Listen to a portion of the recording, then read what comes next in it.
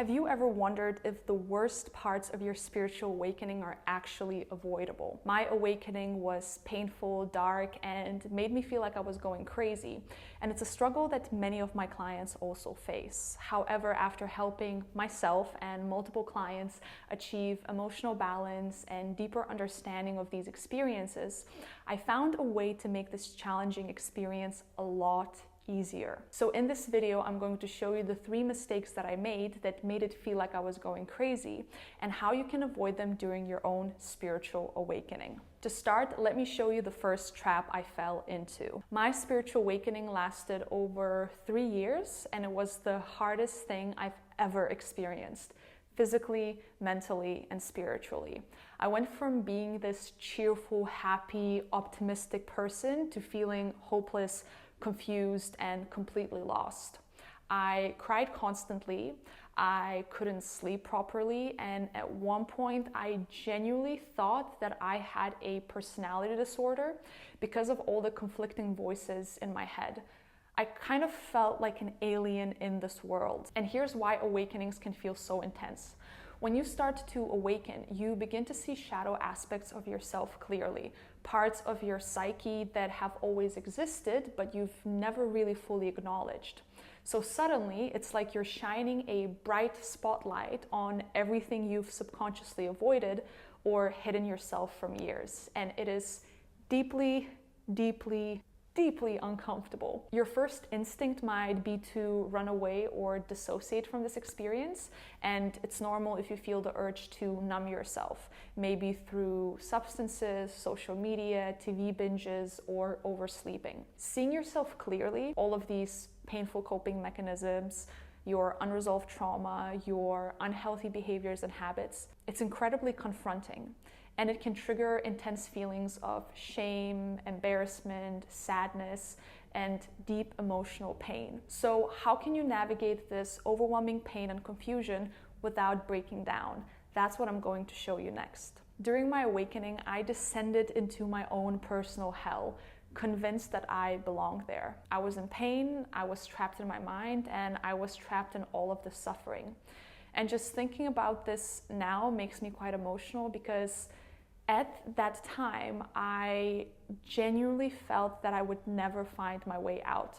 I thought that I was destined to spend the rest of my life sad, ashamed, and feeling crazy. Everything changed when I finally asked for help and I started working with a few teachers and guides because they helped me realize that I was trapped because I was only feeling the pain. I wasn't processing it and letting it go.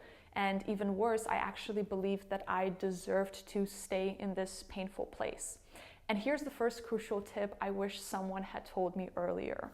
Don't get stuck in the suffering and never, ever, ever convince yourself that you belong there. But unfortunately for me, that's exactly what I did. And instead of moving through the different stages of awakening, feeling, processing, and letting go, I got completely stuck in the pain. So I'm here to tell you that you don't belong in that place of suffering. You don't deserve to spend your life stuck in pain. Yes, you must feel these emotions fully because it's important, but then you have to process them and let them go. So you need to keep moving forward and don't get trapped like I did. But there's also a second big challenge you'll face during your awakening. In The Matrix, Neo faces a critical choice between 2 pills, the red pill and the blue pill. The red pill represents awakening, enlightenment, and awareness of uncomfortable truths about reality. The blue pill symbolizes comfort, ignorance, and the choice to remain asleep. You have chosen the red pill, whether it's consciously or unconsciously, whether your soul chose it. And now you see the world clearly with all of its harsh realities, unhealthy patterns, and widespread ignorance. And once you've awakened to this truth, you can't unsee it. And at first, this realization can feel incredibly heavy, and you might experience hopelessness, frustration, even depression. That's how I was feeling as well. And you might find yourself thinking, the world is messed up, so what's the point? And believe me, I've been there, and that was my second major challenge that I faced. Trying to function in a world after waking up. I remember feeling shocked and overwhelmed by how unconscious and unaware the world and people were. At times, I desperately wanted to grab people by their shoulders and shake them awake. But here's the second critical mistake to avoid. Don't lose hope or become discouraged by the people around you who are still asleep.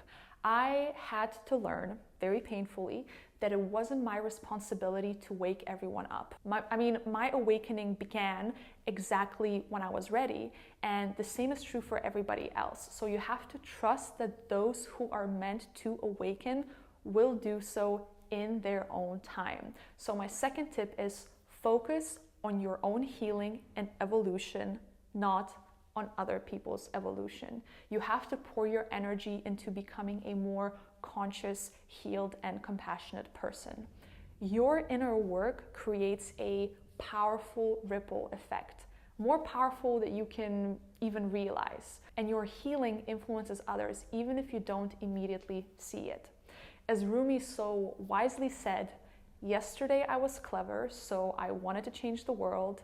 Today I am wise, so I am changing myself." But there's a third challenge you'll face during your awakening because of your decision to take the red pill. You're already feeling confused, overwhelmed, and maybe a little bit crazy. And you've awakened to see the world in a completely new way. And there's no going back after that. So it's completely normal to feel isolated, alone, and like an outcast during this experience. You might feel like there is no one who truly understands what you're going through. So the third big mistake I made was actually isolating myself completely and going into a full-on hermit mode.